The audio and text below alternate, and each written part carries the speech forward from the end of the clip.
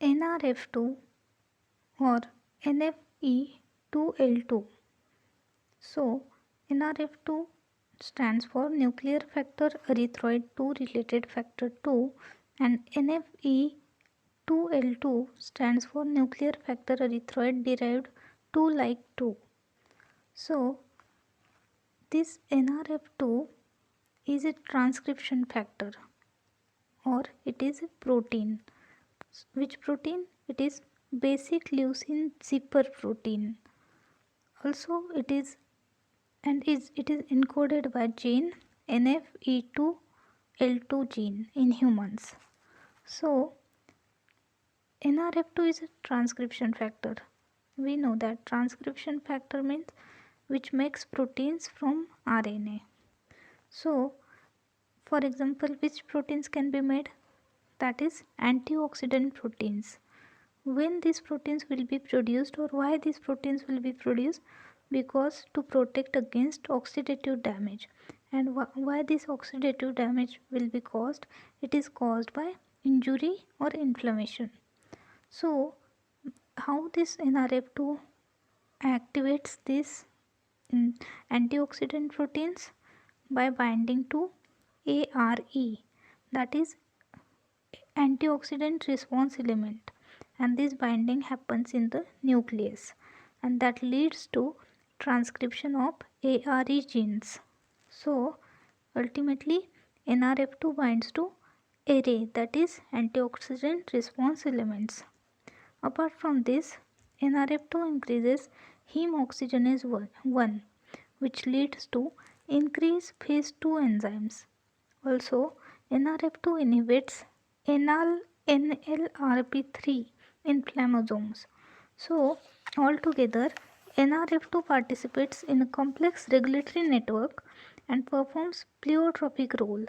So, it has many variety or many roles in the regulation of mainly metabolism, inflammation, autophagy, proteostasis, mitochondrial physiology, immune response. So this NRF2 pathway has many roles.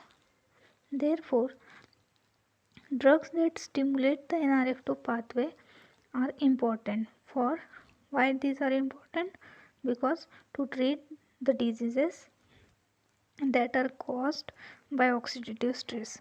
So can you name some of the diseases that are caused by oxidative stress?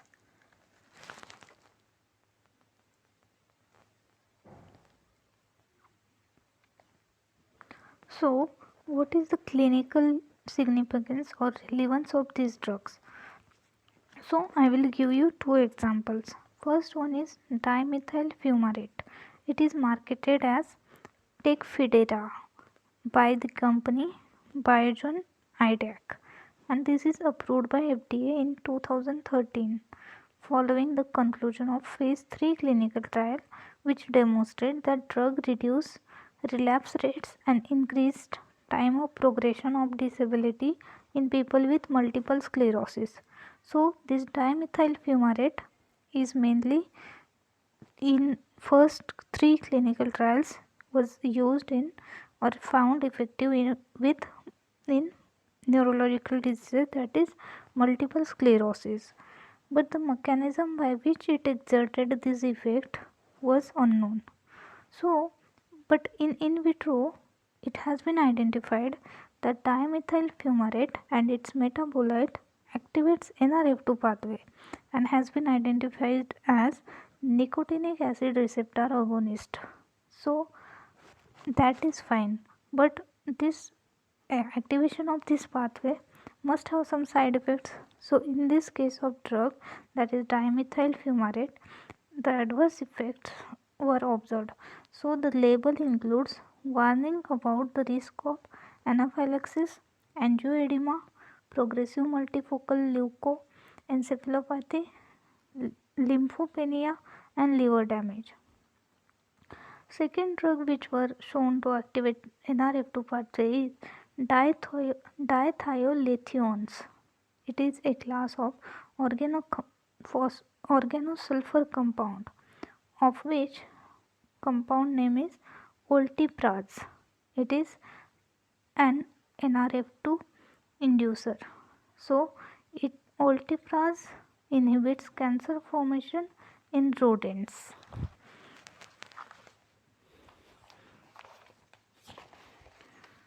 So, in what kind of cancers it was observed or it was shown effectiveness?